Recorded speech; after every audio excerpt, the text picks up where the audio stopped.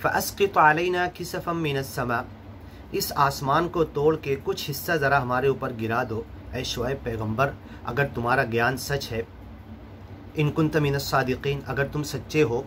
قال ربی اعلم بما تعملون، شعیب پیغمبر نے کہا میرا رب جانتا ہے کہ جو غلط باتیں تم کر رہے ہو، جو بہانے بنا رہے ہو سچے گیان کو چھوڑنے کے لیے، سچے گیان کو نہیں ماننے کے لیے، تم جو باتیں کر رہے ہو، ربی میرا رب جانتا ہے، بما تعملون، تم جو کچھ عمل کر رہے ہو، جو کچھ کام کر رہے ہو، جو کچھ باتیں بنا رہے ہو۔ فَكَذَّبُوهُ، پھر بھی انہوں نے جھٹلا دیا۔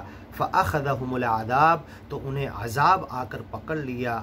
یوم الظلہ، ایسا عذاب آ کے پکڑا کہ اندھیرے کے دن کا عذاب، کالا بادل ان کے اوپر چھا گیا۔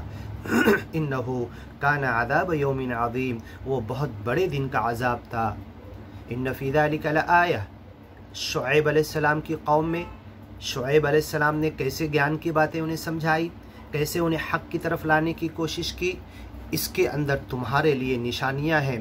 وما کان اکثرهم مؤمنین، پھر بھی دنیا کے اکثر لوگ یہ ساری اسٹوری، باتیں، کہانیاں، رسولوں، نبیوں، پیغمبروں کی سچی کہانیاں سننے کے بعد بھی گیانی اور ایمانی کیوں نہیں بن جاتے، گیان اور ایمان کی طرف کیوں نہیں آتے؟